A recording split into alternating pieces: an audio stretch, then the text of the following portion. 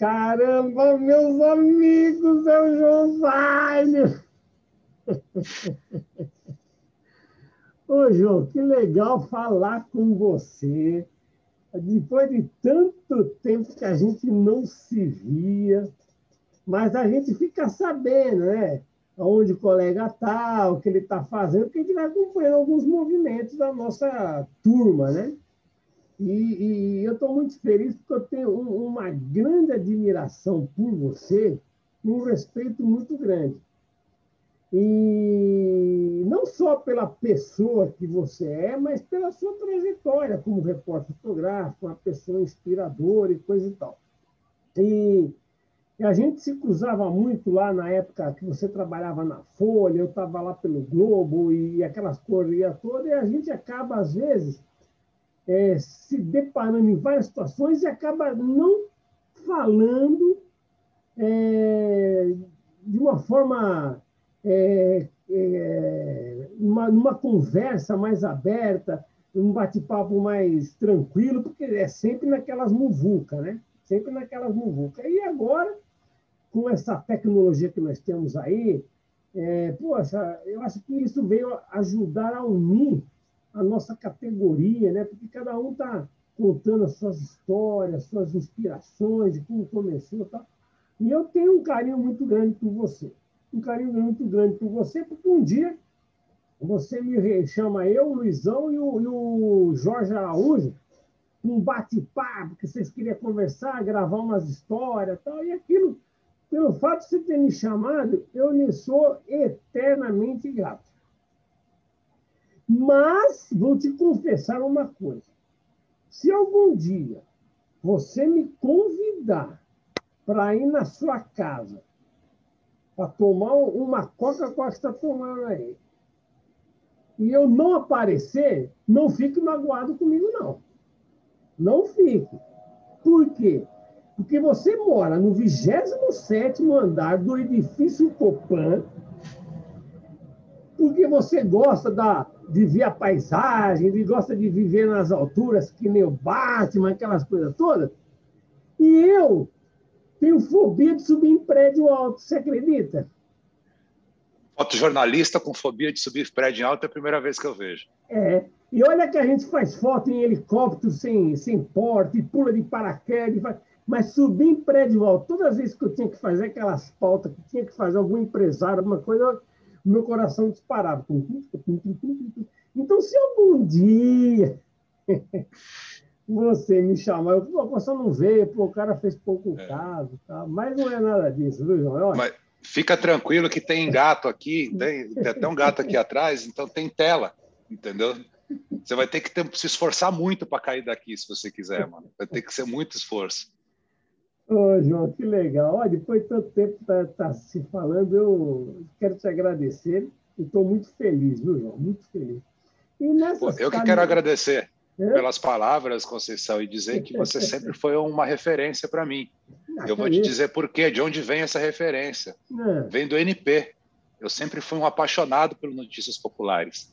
Tanto que eu era um dos poucos fotógrafos ali da Folha que queria trabalhar no NP. Todos os fotógrafos, todo mundo queria ir, eu queria ir para o NP, entendeu?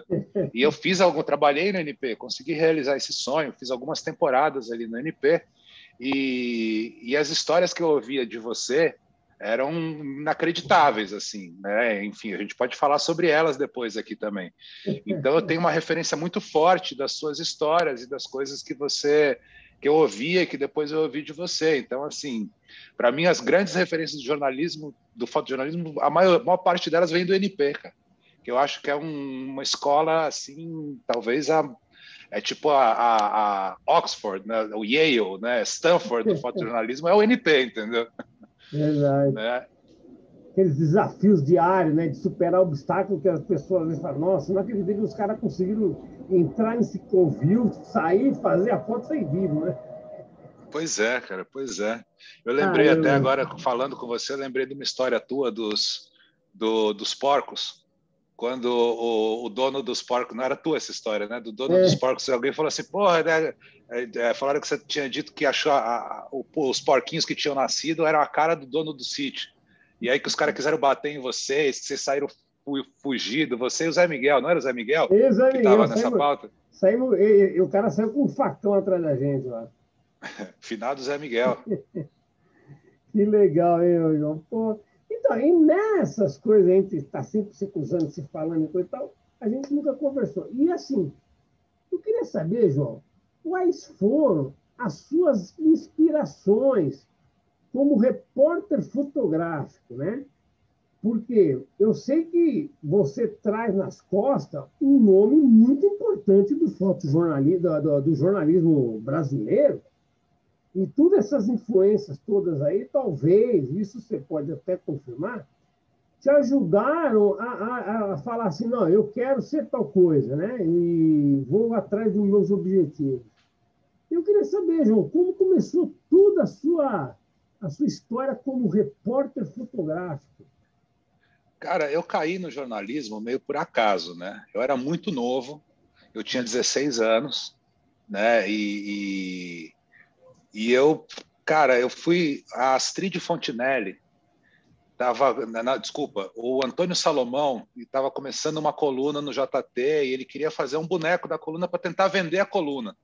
Ah. Né? E ele era amigo da minha mãe, ele falou, pô, você está aprendendo a fotografar? Vem fazer o boneco da coluna para mim.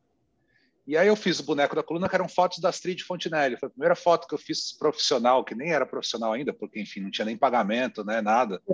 E aí o Antônio fez o boneco da coluna, apresentou e ele emplacou a coluna. E aí a Lilian Patti, que era editora no Jornal da Tarde, editora de suplementos, ela falou, pô, quando ela soube que eu tinha feito as fotos, não sei o quê, ela lembrou que ela tinha uma vaga de estagiário de texto. Eu pagava R$ 90 por mês, era o salário. E ela sofria muito com pautas derrubadas, né? Porque suplementos ninguém quer fazer, né? Então ela pautava a fotografia derrubava a pauta dela sempre primeiro. Então ela teve essa ideia, ela falou, vou pegar minha vaga de estagiário de texto e vou botar um fotógrafo aí, entendeu? E aí eu comecei a fotografar, eu brinco que eu era setorista do ponto frio. Fazia foto de geladeira, de liquidificador, dessas merda toda, entendeu? Então, assim, eu não tinha grandes referências quando eu entrei no fotojornalismo, mas eu comecei a adquirir essas referências lá dentro. O primeiro cara que eu comecei a admirar muito no fotojornalismo chama-se Vidal Cavalcante. Vidal Cavalcante foi o primeiro cara que eu era moleque, tinha 16 anos, ele tinha acabado de voltar do México, ele tinha fotografado o subcomandante Marcos em Chiapas. Eu falava, caralho, esse cara fotografou o subcomandante Marcos, puta que pariu, não sei o quê. Né? E comecei a ver as outras coisas dele, e a malandragem sempre do fotojornalismo sempre me interessou muito, assim, sabe? As coisas que o Vidal fazia para entrar nos lugares, para sair. O Vidal era puta véia, né? Literalmente puta véia, assim, né, cara? Então, o primeiro cara que eu comecei a admirar foi o Vidal, né, ali dentro do Estadão, e vários outros caras que estavam lá, enfim, Massal, Orlando Kister no futebol, né, que eu lembro até que a Lúcia me pediu para acompanhar o Orlando Kister para tentar aprender com ele, como eu era novinho, então, já estou pulando, né? Então eu fazia as pautas dos suplementos, ia lá na fotografia e ficava pedindo pauta, ficava pedindo coisa, ficava lá, entendeu? O fato de eu ser neto de Samuel Weiner e de ter esse sobrenome, eu sempre achei que eu tinha que trabalhar 3 vezes mais que os outros para provar que eu não estava lá por isso, entendeu?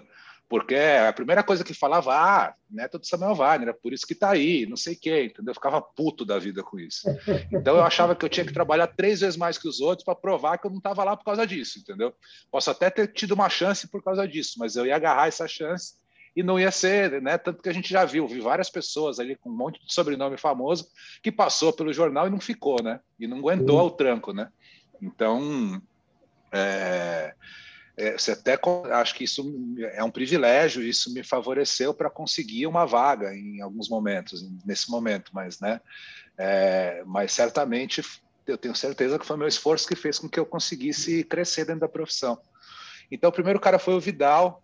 Depois eu fui trabalhar com o Bob Wolfenson, né? Fui assistente do Bob, fiquei 1 ano e meio com o Bob, que foi engraçado também, porque eu entrei fui fotografar o Bob. Eu tinha 16 anos, 16 para 17 no Estadão. Trabalho infantil, né? Proibido, né? Assim, trabalho infantil e escravo ainda quase, porque é tipo R$ 90 por mês, né, mano? E aí eu fui fotografar o Bob e entrei no carro o Bob estava meio cabisbaixo, não conhecia ele. Ele falou, porra, tá foda, cara. Pô, meu assistente que está comigo há 5 anos pediu demissão hoje de manhã, cara. Eu tenho um trabalho grande, eu preciso arrumar o teu assistente, tá? Eu falei, opa, serve eu. Aí ele olhou para minha cara e falou assim, vem falar comigo amanhã, às 9 da manhã aqui no estúdio. Aí fui, e aí fiquei 1 ano e meio no estúdio do Bob. E aí eu saí do Bob porque, assim, foi uma experiência muito legal, muito gratificante, eu aprendi muito, muito mesmo. Já tinha tido uma experiência de 1 ano e meio no JT, depois de 1 ano e meio no JT eu fiquei 1 ano e meio no Bob. Aí eu aprendi uma coisa diferente do fotojornalismo, né? Que é um outro cuidado, aquela coisa de luz, né? Aquelas ampliações trabalhadas, aquela coisa de produção, as fotos mais produzidas, mais pensadas, né? Então eu aprendi bastante coisa lá com o Bob Retrato, ele fazia muito retrato, né? Aprendi. E aí depois, quando eu vi que aquilo não era minha, entendeu? Eu gostava da rua. Aí eu saí do Bob, né? Falei, pô, fiquei 1 ano e meio aqui, aprendi um monte de coisa, super grato. Mas eu senti que eu precisava voltar para o jornalismo, que era lá que eu gostava. E quando eu voltei para o jornalismo, eu tentei trazer um pouco dessa experiência do estúdio do Bob, né? Para poder trabalhar um pouco melhor. Então eu tentava trazer um pouco do que eu aprendi no estúdio ali para a rua.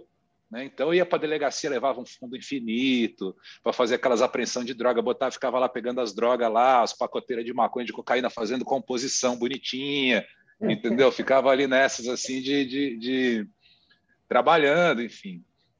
E aí pintou uma vaga no caderno de Fovest da Folha. Aí eu virei setorista de Fuvest da Folha. Então, assim, o ápice da minha vida naquela época era quando você ia fazer a foto daquele cara que chegava atrasado. Então, eu ficava na porta lá da Fuvest, ficava 6 meses esperando para fazer essa foto, entendeu? Aí ficava lá, chegava o cara atrasado, era aquele drama, né? Você deve ter feito isso já também, certamente. Todo mundo já fez uma porta de Fuvest ali para pegar o atrasado, né? Que a foto é o atrasado sempre, né? Não foda-se quem entrou, a foto sempre é o atrasado. O drama de quem não conseguiu, né? Uhum. E aí fiquei lá, e aí nesse meio tempo eu ficava tentando caçar outras pautas. Eu era tão psicopata nessa coisa de achar que eu tinha que trabalhar 5 vezes mais que os outros por ser neto de Samuel Weiner, que eu fui morar na Rua da Folha. Fui morar na Barão de Limeira, do lado da casa do Jorge, inclusive. Né? E para ser o cara que está mais perto. Então, assim, deu ruim, caiu um avião, quem está mais perto? Liga lá para o João que ele está lá, entendeu? Eu pava tudo, fazia quantas pautas me desse eu fazia. Então, entre você andar de skate com o Felipe Araújo e uma coisa ou outra, você estava ali já no meio, perto da Folha, qualquer coisa te ligava, né? Então Exato. Você deixava o skate de lado. Mais ou menos. Eu era muito novo, né? Na verdade, eu estou falando eu fiquei 1 ano e meio, comecei com 16 no Estadão, fiquei 1 ano e meio, aí fiquei 1 ano e meio com o Bob, então eu tinha 19 anos quando eu entrei na Folha, mas já me achava um pouco experiente, porque eu tinha 3 anos já de trampo, enfim, de fotografia e tal. Então, a experiência porra nenhuma, né, cara? Com 19 anos você não sabe nem, sei lá, cara, não sabe nada. Mas você tem aquela arrogância juvenil, um pouco de achar que você sabe, né, cara? Então comecei aí. Aí, quando eu entrei na Folha, o cara que eu comecei a admirar mais ali dentro da Folha, voltando para a sua pergunta, foi o Galdério. O Galdério era um cara que eu tinha uma admiração muito grande pelo trabalho dele. E era engraçado porque todo mundo falava muito mal do Galdério lá, entendeu? As pessoas tinham um pouco de bode dele, enfim, porque ele era muito competitivo, né? O Galdério era um cara que gostava de ganhar, gostava de emplacar e tudo, e fazia o que precisasse fazer, entendeu? Ele não tinha muito... E aí eu me aproximei bastante do Galdério. E foi um cara que me ensinou muito, assim, muito. Eu me lembro que uma vez eu cheguei com uma foto de Fovest, né? Tinha feito, né, velocidade baixa, com flechinho, aí descongelei, aí virei a câmera, dei umas 4 voltas na câmera para dar um borrão, com flash, um pedacinho congelado ali e tudo. Mostrei pro Galdério, ele falou assim, Bate, tu deixou a foto lá, tu não trouxe a foto. Falei, por quê? Aí ele falou, tá vendo essa menina aqui, que estava ali meio que em primeiro plano, mas meio de cantinho? Olha a camiseta dela. Aí tinha um ponto de interrogação gigante na camiseta dela. Ele falou assim, o que passa na cabeça de um jovem que vai fazer vestibular? Eu falei, uma interrogação. Você perdeu. Se você fosse um pouquinho mais esperto, você tinha entendido que você tinha um elemento para compor essa foto que ia te dar uma foto muito mais inteligente do que essa foto que você fez. você só usou uma técnica, enfim, né, de flash, de não sei o quê, mas você não pensou para fazer a foto. E eu falei, caralho, é isso mesmo. Aí que eu comecei a entender que o fotojornalista ele tem que entender o contexto da coisa. Ele tem que estar muito informado do todo. Não basta você chegar lá achando que você vai resolver se você não entende o contexto, você não sabe do que você está falando, né? Você não entende a pauta, você não entende o que está acontecendo por trás daquela pauta. Então, essa talvez tenha sido uma das grandes lições. E fora que naquela... Só, não querendo interromper, mas já estou interrompendo. Essa didática que o Galdério te passou, eu não sabia disso, mas eu pude perceber o que você está dizendo numa foto que eu vi sua, que foi muito bem resolvida, que é aquele grande problema que tinha na prefeitura numa determinada época do ano, uma confusão lá. Celso Pita e Niceia Pita. Sim, estava toda aquela confusão na prefeitura.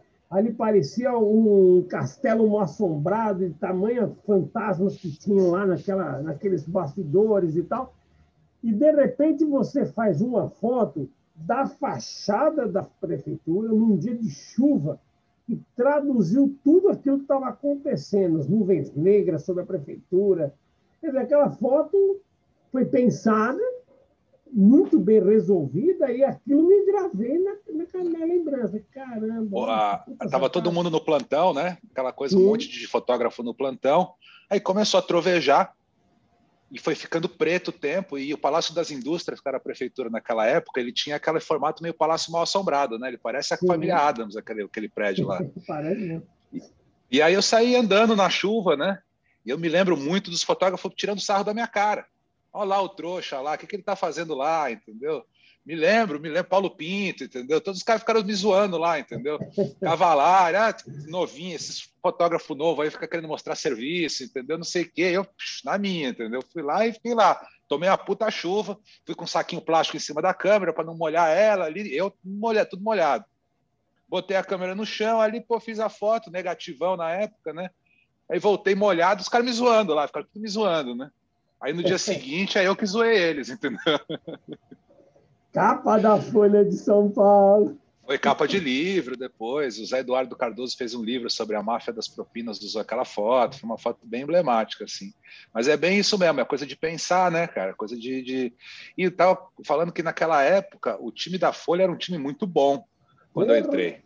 Era um time que você tinha Jorge Araújo, Galdério, você tinha Luizão Murauskas, você tinha Adriana Zebrauskas, né, que é outra fotógrafa maravilhosa. Nossa, está fazendo um trabalho fantástico aí nos Estados Unidos, né? O próprio Fabiano Accorsi, que eu vi que falou contigo já aqui, né, nessa parada. Era um Moacir Lopes Júnior, Marlene Bergamo, Eduardo Knapp, entendeu? Era uma turma assim, César Itiberê, Paulo Jandalha, essa era o time daquela época. Esses caras que você está falando aí, todos esses, sem exceção, é bom você estar do lado deles. Porque se você está na concorrência, você está ali tendo que ficar alerta 2 vezes, porque você está correndo o risco de levar um furo. Exatamente. Porque os caras eram muito bons, cara. Exatamente. E assim, não era só bom profissional, não, porque cada um, dentro do seu estilo de ser, passava um aprendizado, né?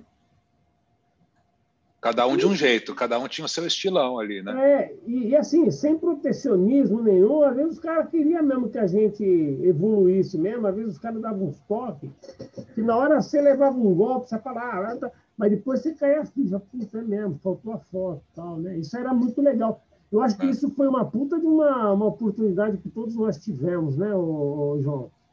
A gente trocava muito, né, cara? Era muita troca, né, ali, né? Então era...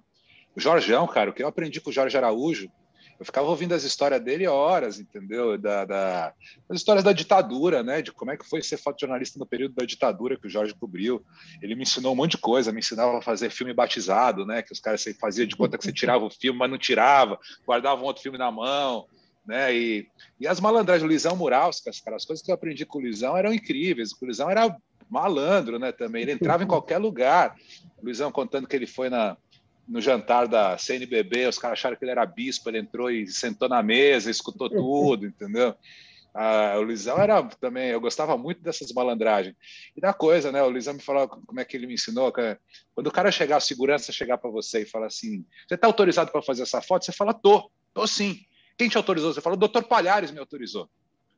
O Dr. Palhares era inventado, entendeu? Só que até o segurança cair a ficha dele de quem é o Dr. Palhares. Ele falou: que Dr. Palhares? Eu falei: você não sabe quem é o Dr. Palhares? Que merda de segurança que é você que não conhece o Dr. Palhares, entendeu? Você dava uma dura no segurança, entendeu? Essas coisas são demais do fotojornalismo, assim, sabe, cara? De você... Essas malandragens, assim, que você acaba usando na vida para muita coisa, né? Aquela coisa de você fazer cara de quem está autorizado. Faz cara de que você está autorizado. Não pergunta. Vai entrando, levanta o nariz, entendeu? Olha por cima de todo mundo que ninguém te para. E funciona, né, cara? Funciona. É o choque da chegada, né? A forma como você chega que já Exatamente. o peão, né? Exatamente. João, e nessa pegada de você estar lá na Folha, você passa por todos esses caminhos aí, né? Sim, sim. Passei por tudo dentro da Folha, né? Foram 20 anos de Folha, né? Foi no período inteiro. Eu fiquei 10 anos ali no Hard News pesadão. Aí, depois de 10 anos, eu fiz um esquema com a Folha, que é aquele esquema terceirizado, né? Que eu e o Lalo fizemos, em que eu já estava com outros projetos e estava querendo fazer outras coisas também. E aí eu cheguei num acordo com a Folha que eu trabalhava 15 dias por mês na Folha, tinha 15 diárias por mês, e o resto do mês eu podia fazer minhas coisas, enfim, que já mudou um pouco. E aí, então, foram... Na verdade, eu acho que fiquei contratado até 2006 e até 2010, mais ou menos, foi o período que eu fiquei mais intenso no fotojornalismo, de 96 a 2010. Então, foram 14 anos ali. E aí, depois, eu fui fazer a TV Folha, que foi um outro projeto. Aí, eu passei para a parte de vídeo dentro da Folha, virei editor, fui editor de fotografia da Folha, enfim. Aí foi uma outra... Os últimos 6 anos de Folha foram num outro... não exatamente no fotojornalismo diário, assim. Então, mas voltando nessa época do fotojornalismo, eu me lembro, ô João, que nessa época eu estava já em outro jornal e tal, e você começou a fazer um trabalho muito rico junto ao Carandiru, né? Foi mesmo. Eu me lembro que Foi você mesmo. estava falando que eu fui lá, ficava lá, voltava. Como é que foi esse trabalho? Qual foi a pegada? Cara, a Sofia Bisiliar é uma atriz que tinha um projeto de trabalho social dentro do Carandiru. Chamava Talentos Aprisionados. E aí, um dia ela me procurou e falou: pô, você não quer, não sei o quê, que ela tinha visto uma matéria minha, achou que eu era meio porra louco o suficiente para topar. E eu falei: óbvio que eu quero. Então a gente começou a entrar no Carandiru para levar cursos para os presos. Levava curso de teatro, curso de desenho, né, curso de atividades manuais, assim, tentando ressocializar os caras pela arte. Né? E eu entrava com a minha câmera e fotografava tudo. A minha desculpa era ser o fotógrafo do projeto, mas eu fotografava tudo. Isso durou 4 anos. Né? De 98 a 2000, eu fiquei ali com a Sofia, ali, né, nessa. Aí depois veio a dona Maureen Bisiliac, que é a mãe da Sofia, que é uma fotógrafa maravilhosa, começou a filmar, o André Caramante entrou também, e a gente fez um trabalho de documentação e registro do Carandiru, que foi de 2008 de 98 até 2002, quando ele foi implodido. Em 98 eu tinha, sei lá, 90, eu tinha 21, 22 anos, foi meio quando minha filha nasceu, e fiquei até 2002. Então, eu fiquei dos meus 21 até meus 25 ali, trabalhando no Carandiru de uma maneira bem intensa. Tem um trabalho bem interessante, assim, cara, do Carandiru. Aprendi muita coisa com a Maureen lá, que, aliás, fez 90 anos ontem, né? E ela me ensinou uma coisa muito maravilhosa, que eu até falei para ela esses dias, que ela falou assim, até engraçado, né? Ela começou a falar comigo, falou assim: João Weiner, com aquele sotaque dela de inglesa, né? Ela falou assim: você vem para o Carandiru querendo fazer a foto da primeira página o tempo todo. Você vem com cabeça de fotojornalista, entendeu? E realmente, eu tinha cabeça de fotojornalista porque eu estava sendo treinado, doutrinado para aquilo, entendeu? Aquilo que eu fazia todo dia. Ela falou assim: quando você é um fotojornalista, você tenta resumir tudo numa imagem só. Quando você faz um trabalho de longo prazo, de documentação de longo prazo, tem fotos que você tem que fazer que não seriam capa do jornal, que não são esteticamente muito bonitas, mas são importantes para contar a história dentro de um todo. Então, por exemplo, essa cadeira aqui, essa cadeira você jamais ia fazer uma foto dessa. mas é uma cadeira importante para contar essa história do Carandiru a longo prazo. Você só fica querendo fazer a foto da primeira página, porra, entendeu? E eu realmente, cara, na época eu não entendi muito, eu fui entender um pouco depois, quando eu fui ficando mais maduro, que nem sempre a melhor foto é aquela foto estética, com aquele, né, o pulo do cara, aquela coisa com aquela luz incrível. Tem fotos que são fotos simples, que você tem que fazer às vezes, quando é um projeto de documentação a longo prazo. Então ali no Carandiru eu comecei a aprender também a olhar para a fotografia documental de um outro jeito, né, graças a Maureen, porque eu tinha muito cabeça de fotojornalista, entendeu? De chegar e querer resolver a foto da capa sempre. Quero fazer a foto da capa. Então fazer umas puta foto lindas, fotos super bonitas, mas que para contar a história você precisa de mais, né? Para contar uma João, história. E esse aprendizado que você teve foi fantástico. E a gente que entrou muitas vezes no Carandiru nas mais diversas situações, no começo, nas primeiras vezes, você fala assim, aqui tem um monte de presos, né? Os caras condenados pela justiça e tal. Mas você vai abrindo mão desse preconceito já, e você vai filtrando e fazendo outra leitura daquelas pessoas que estão ali, e quando você vai ver, você tem pessoas assim fantásticas, né? E passam para nós uma puta lição de vida, né? Sim, sim. Na verdade, eu acho que uma das coisas mais importantes para um fotojornalista, para você poder entrar nos lugares e sair dos lugares, é não julgar. Né? Eu não sou juiz, eu não sou delegado, eu não sou policial, entendeu? Não estou lá para julgar ninguém. Eu estou lá para contar uma história, entendeu? Se você entra julgando, com pré-julgamento, você se contamina e você não conta a história direito, entendeu? Então eu sempre pensei isso, cara. Eu não sou juiz. Eu não sou. Se eu quisesse julgar os outros, eu seria juiz. Se eu quisesse prender os outros, eu seria polícia, entendeu? Eu não sou nada disso. Eu quero contar a história. Então eu nunca perguntei para os caras por que eles estavam presos, porque isso talvez atrapalhasse um pouco a minha relação, atrapalhasse o meu, né, atrapalhasse a minha maneira de contar a história dos caras, assim. Então eu sempre achei isso, sempre trabalhei com não julgamento, assim, sabe? Tipo, não quero, não, cara, foda-se, entendeu? Tipo, eu quero entender outras paradas aqui, assim, sabe? Então eu acho que isso é importante. Eu sempre falo para quem está começando no fotojornalismo assim, tudo para evitar julgamento, entendeu? Porque se a gente está lá, cara, quanto mais neutro a gente conseguir ficar, é melhor, né? Porque senão, né, a nossa função é contar a história, né, através de imagem. Né? Exatamente. João, e nessa de você fazer esse trabalho, virou o quê? Um livro? Cara, a gente fez um livro, que foi um livro editado pela dona Maureen, que aconteceu logo depois, né,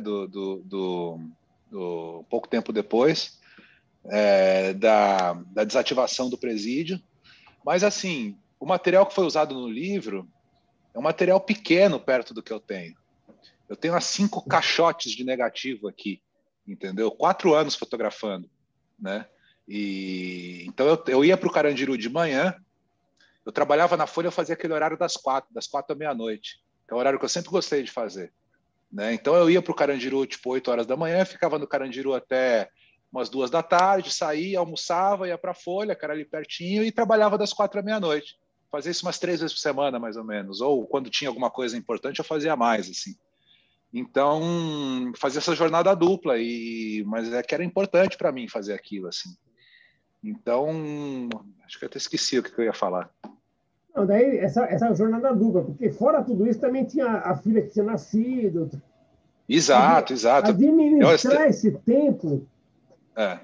Até que teve um dia que minha filha era pequenininha, que ela virou para mim, estava aprendendo a falar, assim, tinha uns 2 anos ali, ela falou assim, papai, você me leva no Calandiru?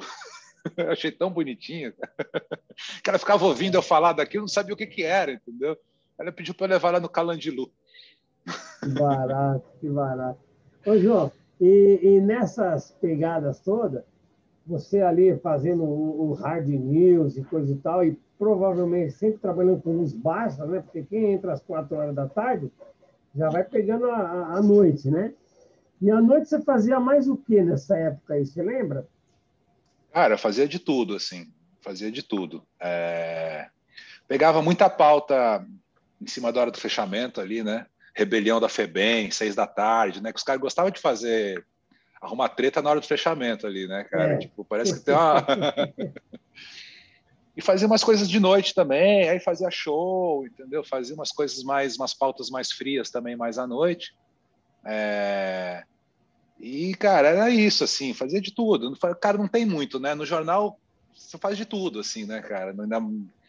Eu gostava bastante desse horário da noite, assim, cara. Eu sempre fui mais. E também isso me estimulou bastante a aprender a trabalhar com pouca luz, que é um negócio que eu sempre gostei muito de fazer.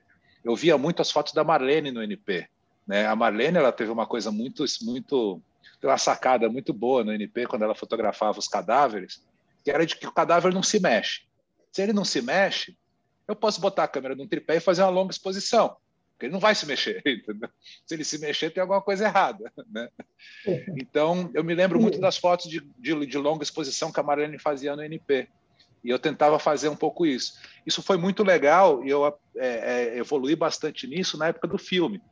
Porém, quando chegou a digital, cara, as primeiras câmeras digitais eram uma merda, né, Conceição? Você tá ligado, né, cara? Era 2 megapixels. A câmera custava $30.000, fazia um arquivo de 2 megapixels, todo zoado, né, cara? De noite ela era uma bosta de noite, entendeu? Tipo, a sensibilidade, ISO, tudo era muito ruim. E é legal, por um lado, ser pioneiro disso, mas, por outro lado, tem uma coisa chata, que tem um período razoavelmente grande da minha trajetória como fotojornalista, da DCS 520, que era uma câmera que hoje em dia não faz quase nada com os arquivos que tem lá.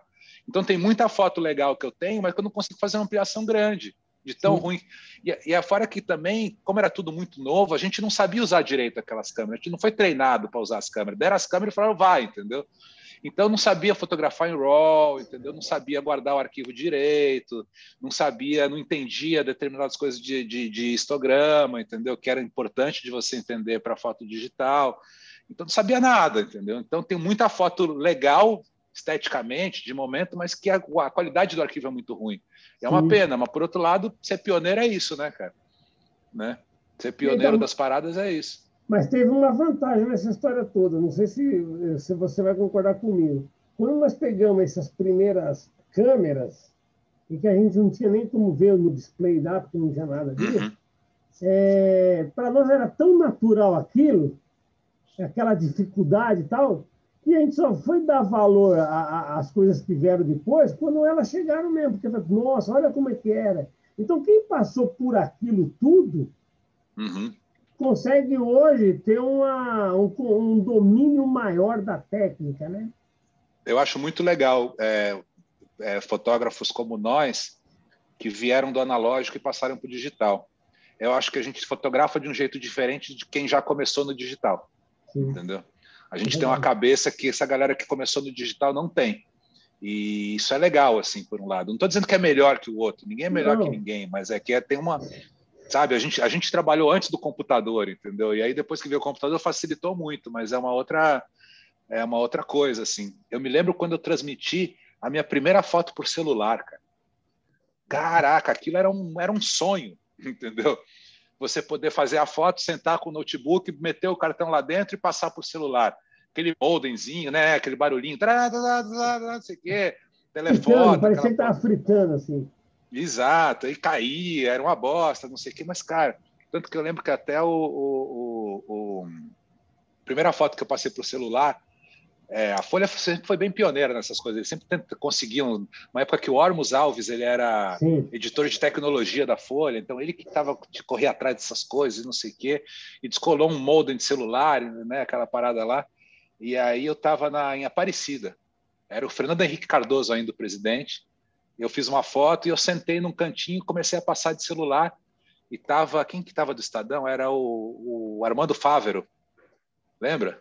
E ele tirou uma foto minha fazendo essa foto para mandar para o Estadão, para poder explicar por que a nossa foto chegou antes, entendeu? Então, peraí, dá licença que eu vou fazer uma foto disso aqui para os caras entenderem por que a minha vai demorar um pouco mais, entendeu? Que era uma coisa muito nova aquilo, assim, né? Então foi legal de ter acompanhado essa transição, né? Tem a parte ruim de ter uns arquivos meio ruins ali, mas tem a parte boa também de ser testemunha da história, né? Porque mudou tudo, né? Exatamente.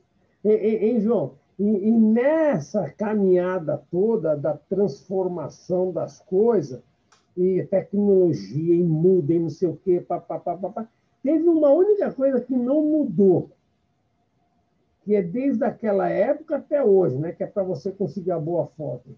Não é só a tecnologia, mas é o relacionamento humano, né? de você se aproximar do personagem nas condições em que forem. Aí é uma coisa muito, muito pessoal de como você chega no cara, como você ganha confiança. Essa foto aqui, por exemplo, que é uma foto belíssima, né? Pela cor, pelo contexto, coisa e tal. O que foi isso aqui, João? Cara, isso é o Complexo do Alemão, na Vila Cruzeiro. É um dos lugares mais perigosos do Brasil, assim, cara. Até hoje e naquela época era mais ainda. Foi exatamente nesse lugar que, pouco tempo depois, o Tim Lopes foi assassinado. Não duvido que esses meninos estejam envolvidos na morte do Tim Lopes também depois, que aconteceu. Só que eu estava indo num outro contexto aí eu fui com um rapper, que estava indo lá para fazer umas fotos para a capa do disco dele, não sei o quê, conheci os caras e tal. Então eu não entrei no contexto de um fotojornalista de imprensa, eu entrei no contexto de um fotógrafo que estava junto com um rapper, né? Então, e aí os caras estavam querendo aparecer na foto, enfim, estavam. E aí eu falei, porra, beleza. Aí de repente um deles falou, peraí. Ele foi lá para dentro e voltou com esses lenços. Entendeu? Que eles eram do Comando Vermelho, então eles estavam nessa onda. Alguém comprou esses lenços para alguma coisa e ele falou: peraí, que nós vamos tampar a cara com os lenços vermelhos, porque a gente é Comando Vermelho, né? E aí os caras puseram essa porra aí, que parece uns bandidos de Velho Oeste, assim, né, cara? Que é bem louco, os lenços todos iguais. Então, foi uma coisa que eles que fizeram, assim. E aí você pode perceber que tem um flechinho do lado esquerdo, muito sutil, assim, né? Então é velocidade baixa e um pouquinho de flash, só para dar uma congeladinha ali, assim, né? Uma foto difícil de fazer, tudo escuro, não conseguia fazer o foco direito, né? Enfim, tanto que quando eu olhei outro dia até o bruto dessa foto, eu acho que 50% das fotos eu perdi, de foco, de tremido, de não sei o que, mais que 50 até. Mas é isso, né? Basta sair uma que a gente, né? O importante é sair 2 ou 3 ali legais, tá tudo lindo, assim, né? Ninguém vê o seu contato, né? Não, Mas eu acho que tanto que eu falo muito para quem está começando, né? Às vezes, né? Pô, fala algum curso, alguma coisa para fazer fotojornalismo. Eu falei, faz curso de psicologia, cara. Entendeu? Eu acho que talvez seja mais importante do que um curso técnico, né? Como é que você consegue convencer o cara, passar confiança para o cara? Tem uma coisa que é foda, que é assim, a gente aprende, né, Conceição, como fotojornalista, a gente aprende a lidar um pouco com a vaidade humana, né? O ser humano é um bicho vaidoso, né? E até uma manipulação um pouco que a gente faz, né? Você sabe que o cara todo mundo tem uma história para contar, todo mundo às vezes quer aparecer no jornal, então a gente manipula um pouco para conseguir convencer o cara a topar fazer a foto, né? E faz parte do jogo, entendeu? Faz parte do jogo, acho que. Mas eu lembrava muito disso, assim, de lidar com o ser humano e entender as vaidades do cara, né, de querer aparecer, de querer ter sua história contada. Então a gente joga muito com isso o tempo todo. Então eu concordo muito com essa sua afirmação de que o relacionamento humano é 60%, 70% do trabalho é o relacionamento humano, né? Convencer o cara a confiar o suficiente em você para te dar a foto. Porque você não faz a foto, o cara te dá, né? Você ganha a foto muitas vezes. Não, né? E o que você falou tem um fundamento, porque a boa foto, muitas vezes, te cai no colo por causa que o cara foi com a sua cara. Exato. Pelo seu bom astral, pela confiança que você passou naqueles frações de segundo que você teve diante dele. E às vezes Exato. não precisa nem ser uma situação envolvendo um lance de crime, nada disso. Às vezes, um simples trabalhador de uma portaria de um prédio que vai te deixar subir, sendo que o cara nunca te viu na frente, você conversa com o cara ali, o cara te deixa subir. Isso é muito chaveco, né, que a gente aprende, né, cara? Chavecar porteiro, quantas mil vezes, cara, a gente não foi chavecar porteiro, cara, para subir nos lugares, né, cara? É foda, cara. É uma escola de vida absurda, né, cara? O que você aprende vai muito além da fotografia, o que você aprende trabalhando como fotojornalista. Você aprende. Eu sempre vi uma relação muito forte, né? Um período que eu estava lendo bastante sobre candomblé, umbanda, e eu me lembrava muito de ler sobre o Exu, né? O Exu, ele tem teve uma função ali função não é a palavra, mas na criação do mundo, o Exu estava o tempo todo do lado do Lodumaré, vendo o Lodumaré criar o mundo. Então ele viu tudo, ele começou a entender o ser humano. O Exu, ele é aquele orixá que entende das fraquezas e das virtudes do ser humano. Ele é o cara que vê tudo, ele observa, entendeu? Ele está o tempo todo observando, né? E eu me lembro muito dessa figura do Exu.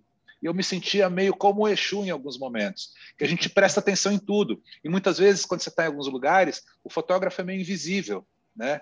Em eventos sociais, as pessoas nem olham para você, parece que você não existe. É aquela coisa, você é o faxineiro, não sei o quê, é tudo a mesma coisa, entendeu?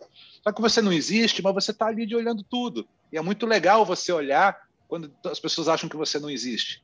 Quantas vezes, invisível, cara, né? Você é invisível. você fica... quantas vezes você está fotografando política e você vê os políticos falando umas coisas que eles não falariam na frente do repórter, na frente do fotógrafo, como se o fotógrafo fosse um retardado que não ia entender aquilo. Entendeu?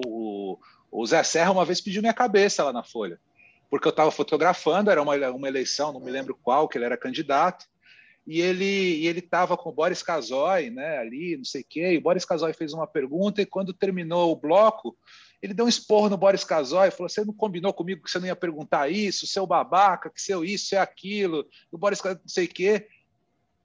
Eu contei pro editor de política, o cara publicou, entendeu? E ele ligou puto depois querendo minha cabeça, porque ele não tinha acontecido aquilo. Eu falei, não, aconteceu, né, não sei o quê. Aí foi o editor de política e falou, não, eu confio mais em você do que nele, entendeu? Tipo, mas, né, não ia inventar uma história dessas, entendeu? Não. Que eu ouvi uma coisa que não, você não é louco, entendeu? De fazer isso. João, isso acabou de dar um exemplo fantástico do que é o trabalho em equipe, né?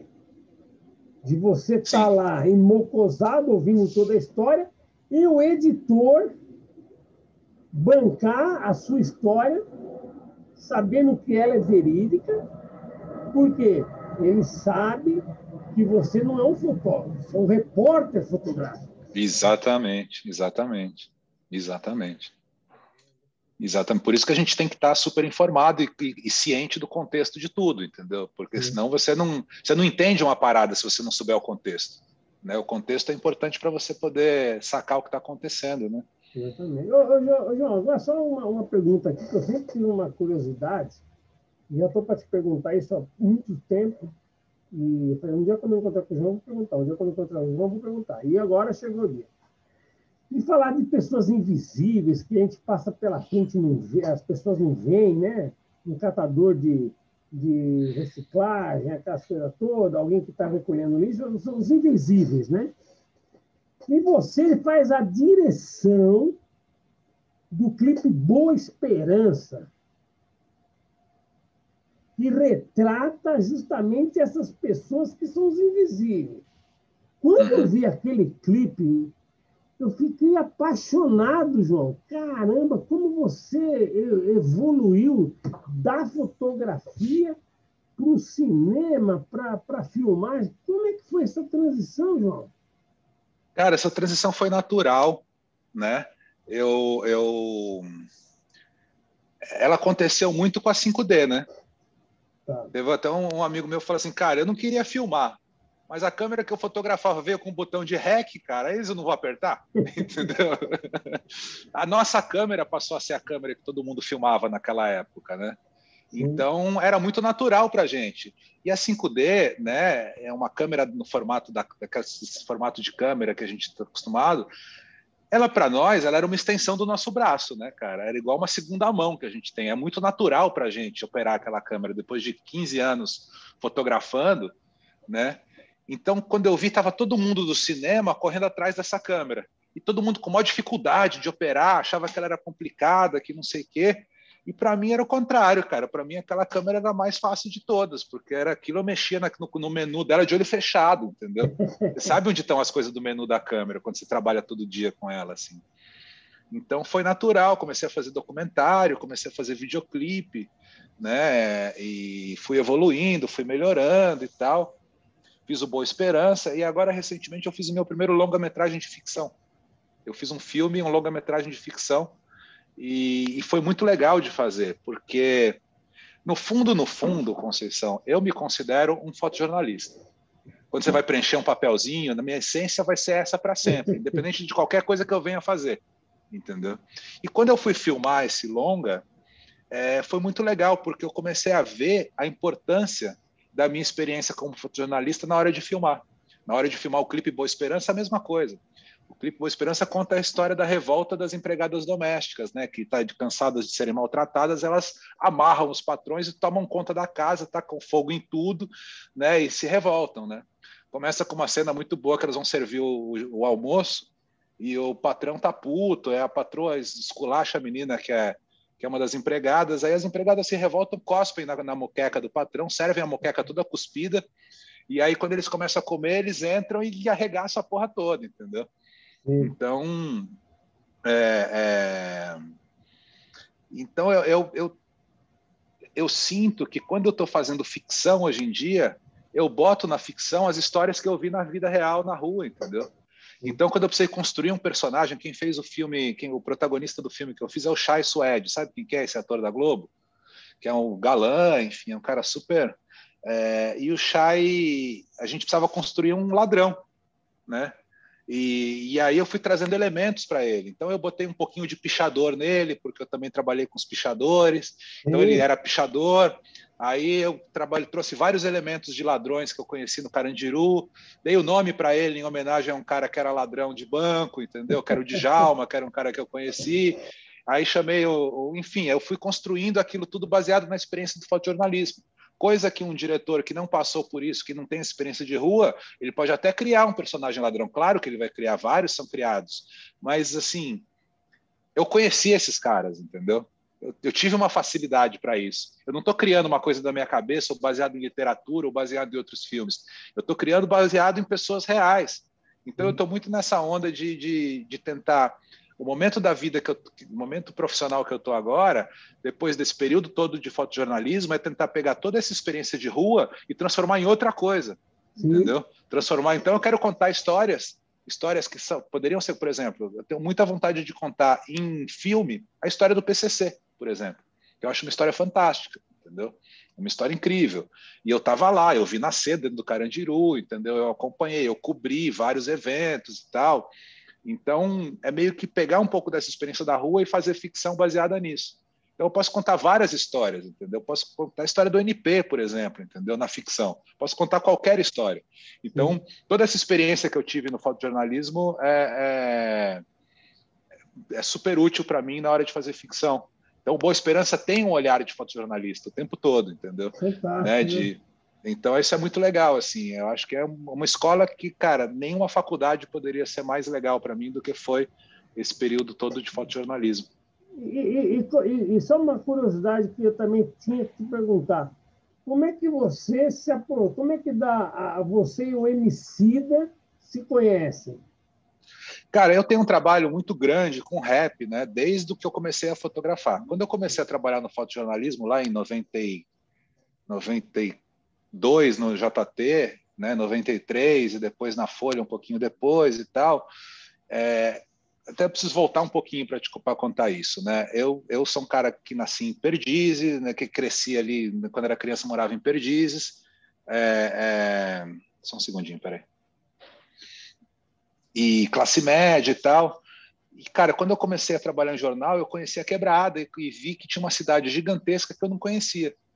E eu fiquei absolutamente enlouquecido com aquilo. Eu comecei a ouvir Racionais naquela época, foi mais ou menos quando saiu o primeiro disco dos Racionais, e eu comecei a me aproximar do rap, entendeu? Achei que o rap era uma coisa muito importante para socialmente falando, né? Era um movimento muito mais do que musical, era um movimento social e cultural, que estava trazendo autoestima para a Quebrada, que os moleques estavam começando a ter orgulho de dizer que são da favela, entendeu? Que estava trazendo um outro olhar para a Quebrada, e eu achei que aquilo era muito importante para São Paulo e para o Brasil.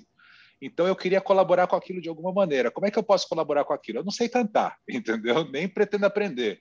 Eu falei, pô, eu vou botar... E só um parênteses. E a gente só ia para a periferia para fotografar e registrar histórias tristes. Crime, crime, de treta. coisa e tal. Exato. E essas coisas de dar voz a essa turma toda, de peneirar aquilo que eles estavam querendo mostrar para a sociedade de modo geral, não tinha espaço. Exatamente. Aí eu pensei assim, como é que eu posso colaborar com esse movimento que eu acho tão importante? cara, eu vou colocar a minha mão de obra, né, o meu saber, que é a fotografia, eu vou colocar à disposição dos caras, entendeu? Então, rapidamente eu conheci outro, não sei o que, todo mundo me chamava para fazer capa de disco, pô, tem um disco novo aqui, vem fazer uma capa, eu ia lá, fazia, pô, vem fazer uma foto aqui, tudo de graça, entendeu? Tudo de graça. Vem fazer, vou, entendeu? Rap, vou. Não queria nem saber se a música era boa, se a música era ruim, foda-se, entendeu? Eu queria fortalecer aquele movimento que estava nascendo, né? Era um movimento nascendo, era o comecinho do rap, né? Do Isso movimento tudo na hip Zona hop. Sul, né, João? Uma boa Cara, parte da Zona Sul, geral, né? eu Geral. acabei me aproximando mais da galera da Zona Sul, mas tinha gente também de outros lugares, entendeu? Tá. Mas realmente o pessoal que eu me aproximei mais foi da Zona Sul. Então eu tinha essa coisa com rap, de estar sempre ali, então estar sempre chegando junto. Depois comecei, o meu primeiro clipe de rap que eu fiz foi do MV Bill, Soldado do Morro, que é um clipe que deu uma polêmica, quiseram prender a gente, tudo, porque tinha traficante, também aquela merda toda. Né? Fiz clipes do Rapping Hood, fiz clipes do Trilha Sonora do Gueto, e fui indo. Então um dia, na verdade, o Emicida me ligou, muito tempo depois, né? Porque esse clipe foi 2015, se não me engano, Boa Esperança, 2015, 2016. Eu estou falando de 94, né, cara, esse começo todo, né? Mas eu sempre estive próximo do rap. Depois me aproximei dos Racionais, trabalhei com Racionais bastante, né? Com Brown, com KLJ, com Ed Rock, com Ice Blue, né? Enfim, outros grupos. Então eu tinha uma coletividade ali no rap. Todo mundo me conhece um pouco no rap, né? 509E, que é um grupo que tinha dentro da cadeia, que eu fotografei também. Então o MC um dia me ligou e falou, cara, tô com uma ideia aqui e acho que você vai gostar, entendeu? Queria filmar a revolta das empregadas domésticas, não sei o quê. No começo, a gente estava querendo fazer um clipe meio Tarantino, assim, né? Cortar a cabeça, torturar, entendeu? Tipo, zoar legal, assim, né? Mas aí no meio do processo a gente achou melhor humilhar, entendeu? Porque era muito assim, a gente foi fazer um laboratório. Eu fui conversar com empregadas domésticas, né? A gente fez um laboratório ali na Ocupação Mauá.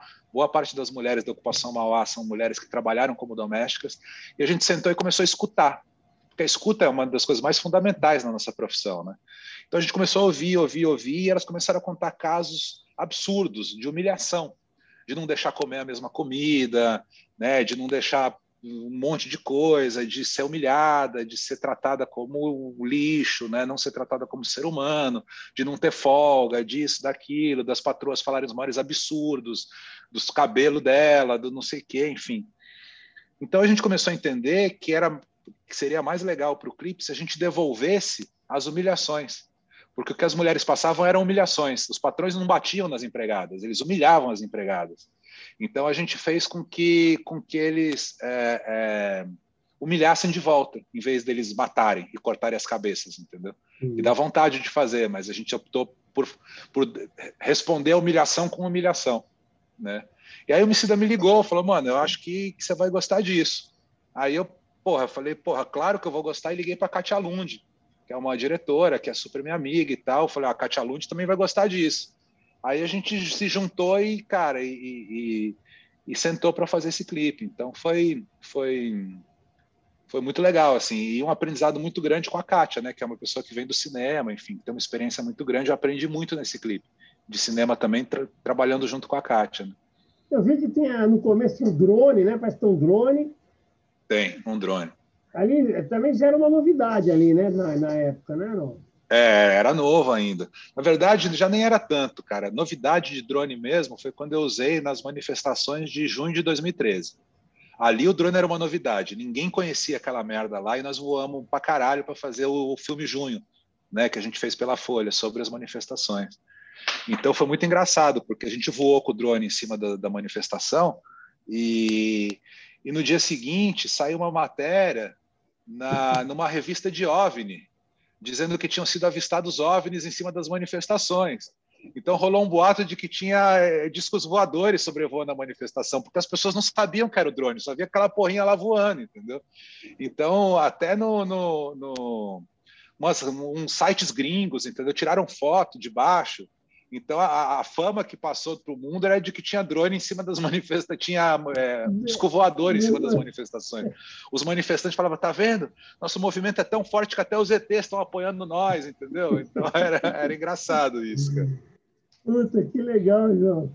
Foi mó João, barato. E aí, nessas manifestações aí de 2013, vocês ganham o prêmio ESSO, né?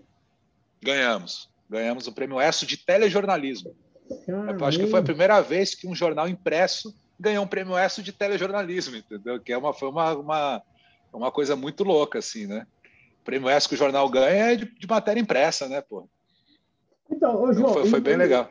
E nessa sua aventura de você se provocar, você passa na Folha, ainda voltando um pouquinho, a ser o diretor da TV Folha, não foi isso, João? Foi.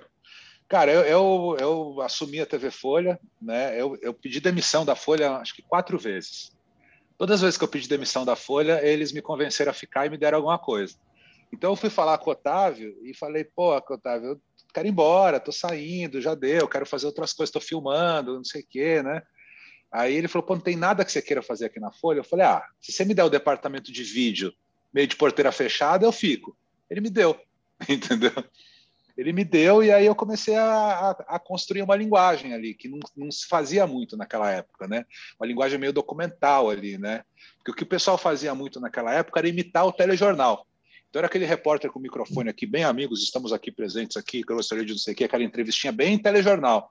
E aí a gente pegou e mudou um pouco do jeito de contar essa história e fomos fazer pequenos documentários, né, usando os fotógrafos como câmeras, e que é um olhar completamente diferente do cinegrafista, né, o fotógrafo, e o troço começou a dar certo, começou a dar bem certo. E aí, depois de um tempo, eu assumi o que a gente chamava de editoria de imagem.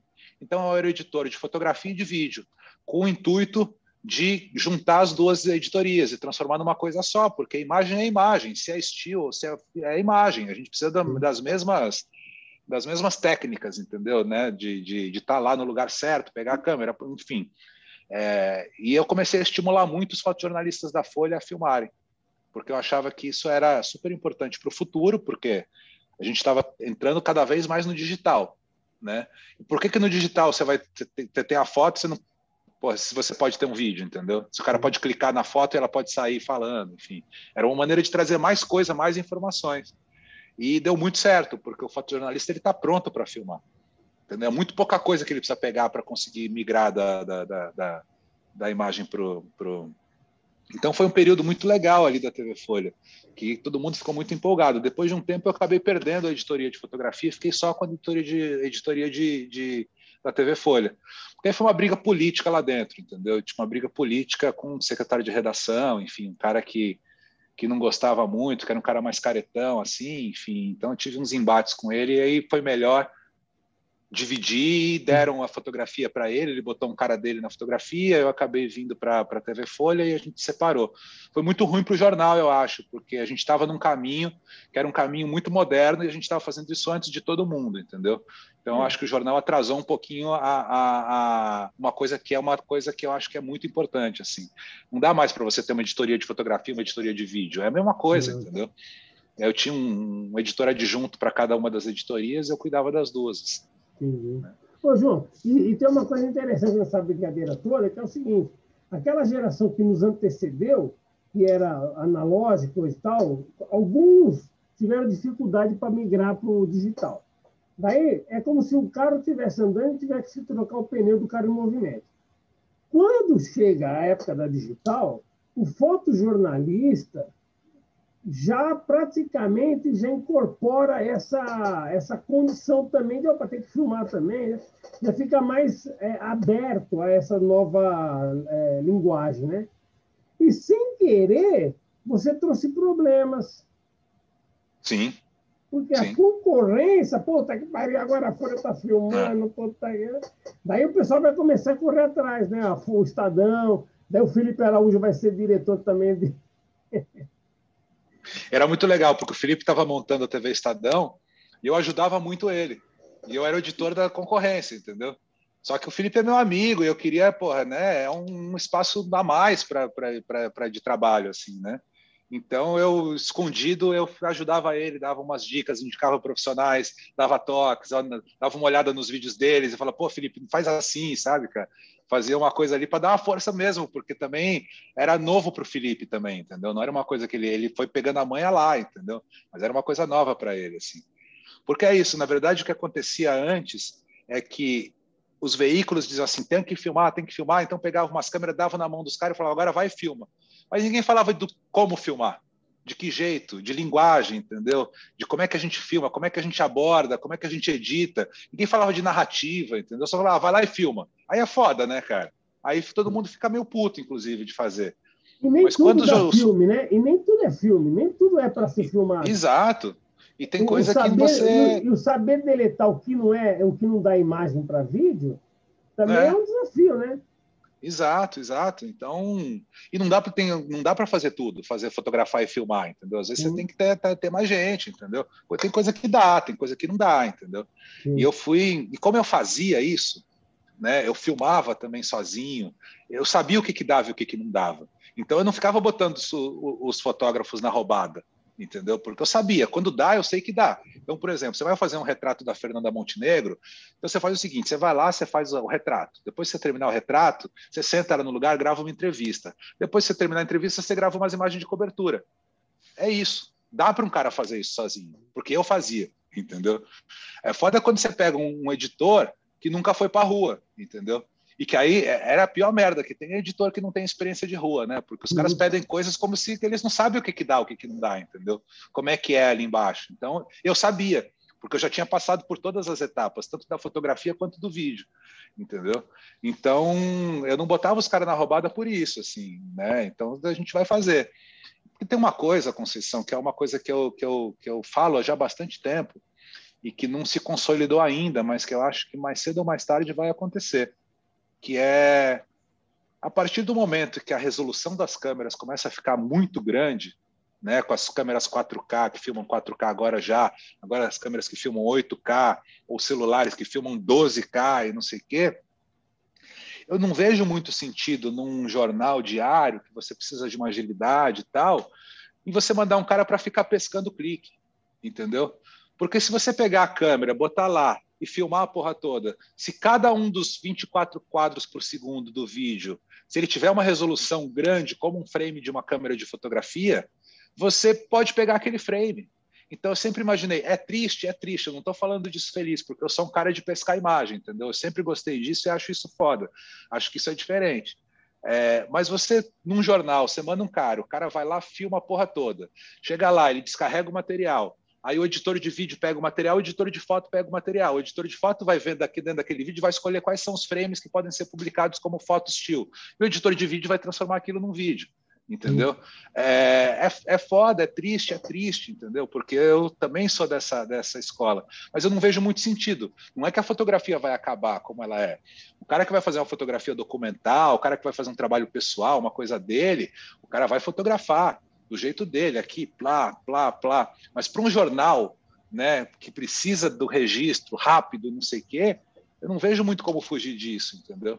Então eu acho que assim, já mudou, o fotojornalismo já não é mais o que era antes, entendeu? Definitivamente já não é mais o que era antes.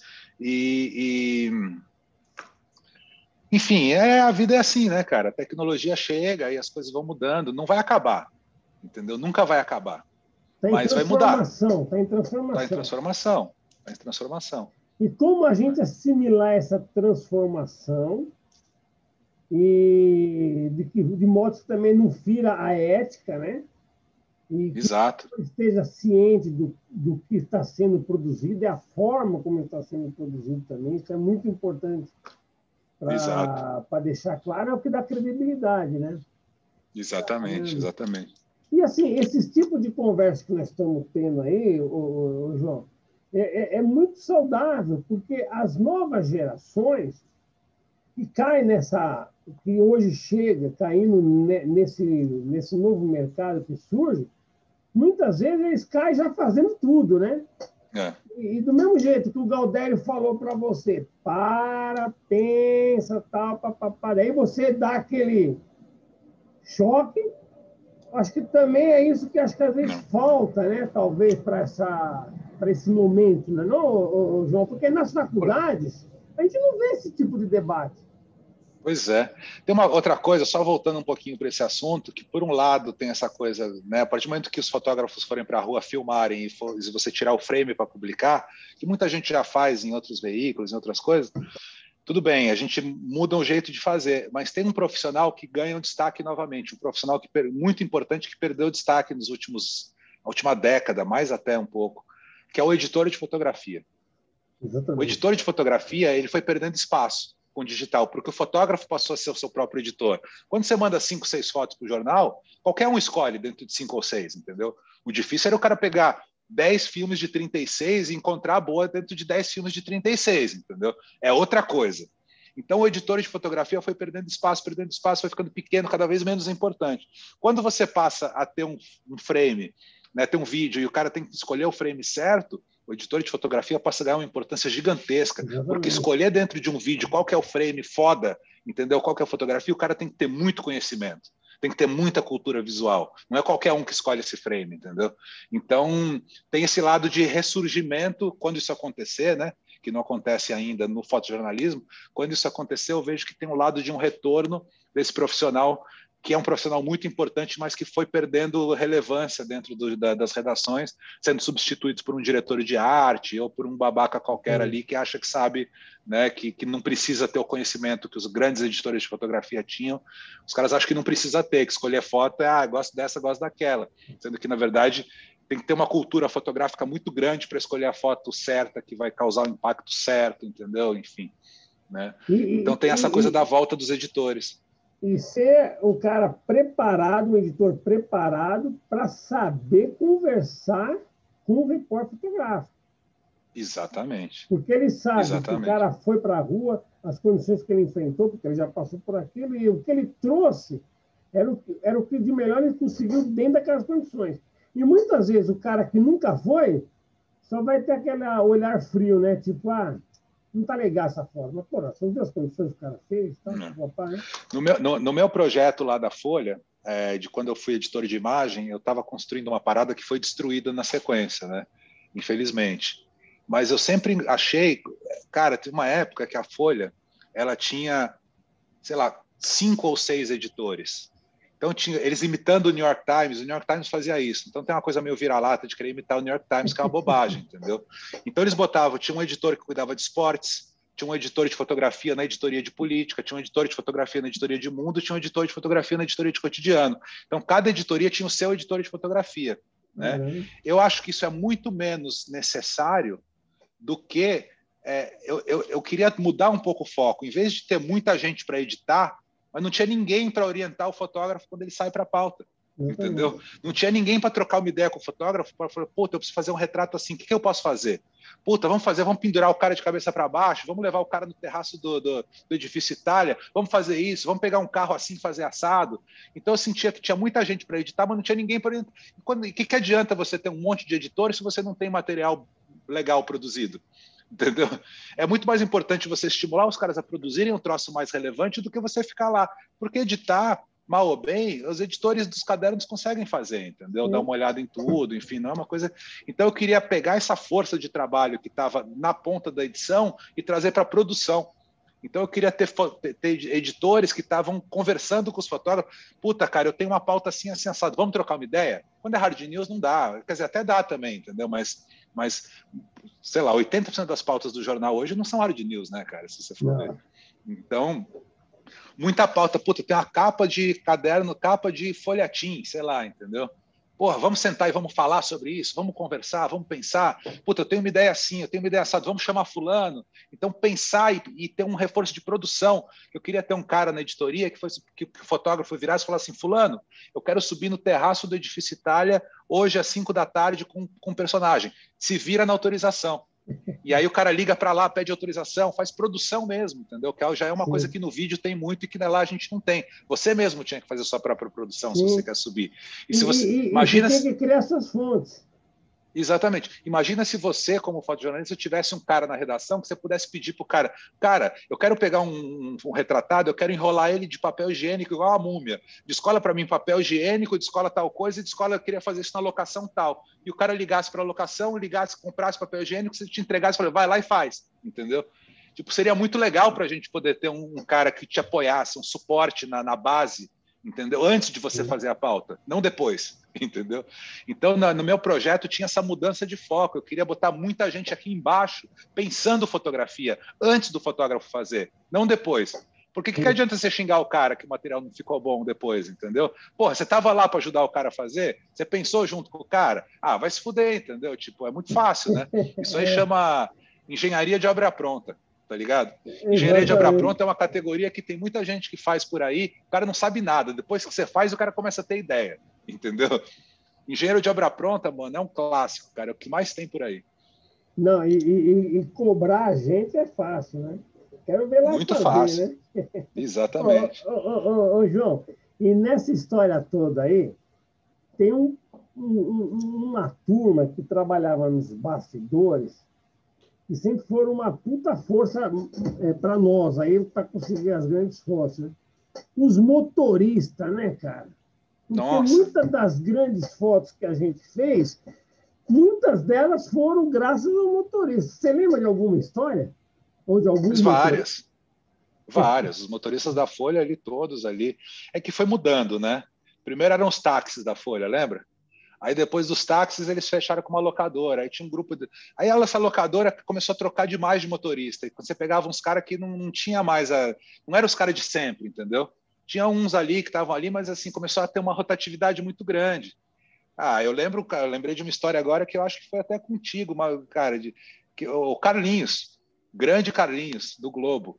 Porra, o Carlinhos era um cara que ele já me salvou, entendeu? Na pauta. Tipo, eu tô lá desesperado, passa o carro do Globo, o Carlinhos fala assim, cai para dentro, entendeu? Eu entrava e ia com ele, assim, sabe? Cara, eu era da Folha, sabe? Essa próprio Ferreirinha, entendeu? Os caras lá da Folha, porra, clássicos, vários motoristas incríveis que tinham lá que eu adorava trabalhar com os caras, assim. Então, eu tenho uma lembrança muito, muito, muito positiva, muito grande. Tinha motor, quando você pegava a pauta, você descia, e o cara te passava o carro, pelo motorista que era, você já sabia se a pauta ia dar certo ou não, entendeu? Tipo, era meio assim, né?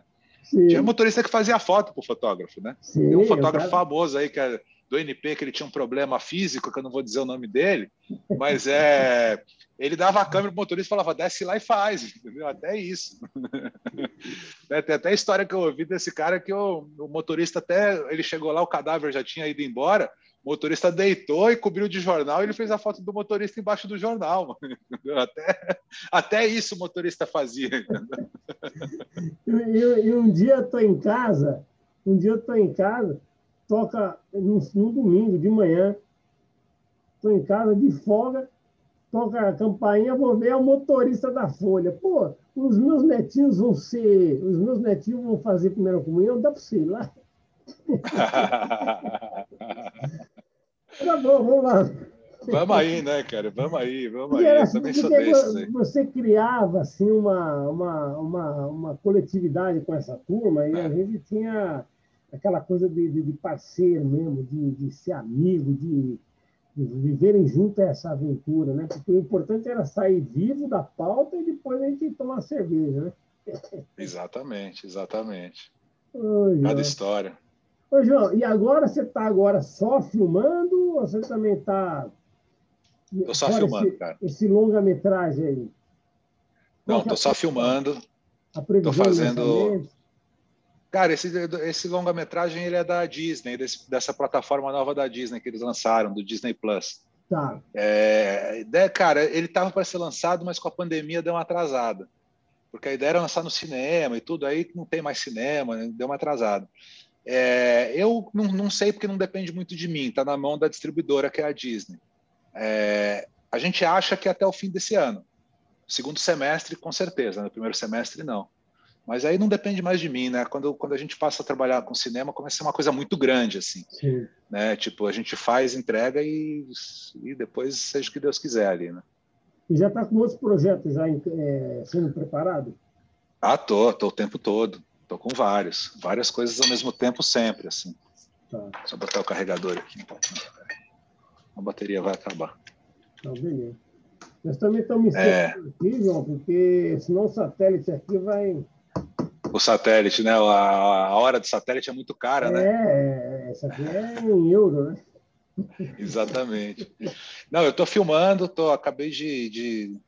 Próximo lançamento agora tem é um filme, na verdade é um roteiro de teatro filmado, né? Que também aconteceu porque o teatro com a pandemia não pode mais, então os caras pegaram as peças que estavam para ser produzidas e transformaram em filmes.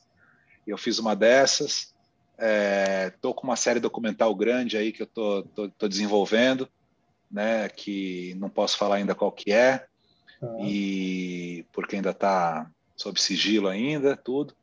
Mas enfim, eu tô de fora fazendo outras coisas pequenas, vídeos para internet, uma coisa aqui, outra ali, enfim.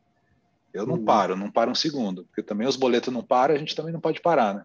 Não, e olha que os boletos não esquecem da gente, hein? Não, cara, eles encontram a gente em qualquer lugar que você estiver, né? Ô, João, eu quero te agradecer do fundo do coração a gente ter tido essa conversa aqui, porque no dia a dia a gente não conseguia conversar, né? Não, eu que agradeço, Conceição. Pô, quando você ligou, eu fiquei mó feliz, assim, porque para mim também é muito legal poder voltar a falar dessa época. Porque minha vida está tão diferente hoje, entendeu? Filmando, são outras coisas, outros problemas profissionais. E quando eu falo do fotojornalismo é tão gostoso, entendeu? Lembrar dessa época. Foi uma coisa tão prazerosa, uma coisa que putz, é tão importante para mim isso. E é isso, cara. Eu posso fazer qualquer coisa que seja. Quando me perguntarem qual que é a sua profissão, eu vou dizer que eu sou fotojornalista, cara. Que legal. Posso ser um fotojornalista que filma, um fotojornalista que faz não sei o quê, mas no fundo, o que me fez virar gente foi isso. E foram pessoas como você, como o Vidal, como o Galdério, como o Jorjão. Assim, essas são as minhas referências de vida para tudo que eu fizer daqui para frente, entendeu? Pô, pode ter certeza disso. E você está sendo a referência de vida para muita gente aí também. E eu só queria pedir um favor para você, para a gente encerrar a nossa conversa, se você deixasse uma mensagem para essas pessoas que estão começando hoje, né? Que acham tanta dificuldade, que tem pandemia, porque tudo está caro, dificuldade sempre a gente enfrentou. Qual que é a dica que você dá, João? Cara, eu vou dar a mesma dica que eu recebi do João Bittar, que foi um dos meus mestres ali no fotojornalismo, cara. Ele falou que, cara, para você ser um bom fotojornalista, você não precisa ter não é uma câmera boa que vai te fazer um bom fotojornalista, não, você só precisa ter uma coisa: opinião. Ele falou, você tem que ter opinião sobre as coisas, você não pode ser um bunda mole que vai lá, entendeu? Faz. Você tem que saber o que você está fazendo, tem que ter opinião. Senão você não vai ser um bom fotojornalista nunca. Entendeu? Então eu acho que a mensagem que eu deixaria é a mensagem que eu recebi do João Bittar e que foi muito importante para mim, cara. Sempre você tem que olhar para as coisas e ter uma opinião. Uma coisa que eu acho meio bunda mole do jornalismo, essa coisa de hoje em dia, né? Já hoje em dia, já há bastante tempo, mas essa coisa de uma imparcialidade absoluta, assim, cara. Eu não acredito que exista, entendeu? Acho que claro que você tem que manter a imparcialidade, mas no fundo todo mundo tem uma opinião. Sim, né? Exatamente. Ô, João, te agradeço do fundo do coração. Continue dando voz a essa periferia maravilhosa que nós temos aí em São Paulo. Deus te proteja e que, assim, num breve espaço de tempo, que a gente se encontre, todo mundo, que a gente possa comemorar as nossas boas realizações e que todos nós sejamos felizes. E eu te desejo um beijo no seu coração. E a mesma coisa para você, e em dobro, em triplo, porque você é um cara incrível, Conceição. Você é um cara que eu tenho muita admiração das histórias todas, do escoteiro que você era, entendeu? Do programa Silvio Santos, entendeu? As melhores histórias que eu conheço do cara são as suas, assim. Ninguém vai te superar nunca nisso, entendeu? Nunca, entendeu? Obrigado, Conceição. Obrigado pelo convite mesmo. E conta comigo sempre para qualquer coisa. E depois você me manda algumas outras fotos que eu vou editar no vídeo e vou para a gente colocar no vídeo. Beleza, cara, beleza. Tamo junto. Falou, João. Um beijão. Aquele abraço. Nós.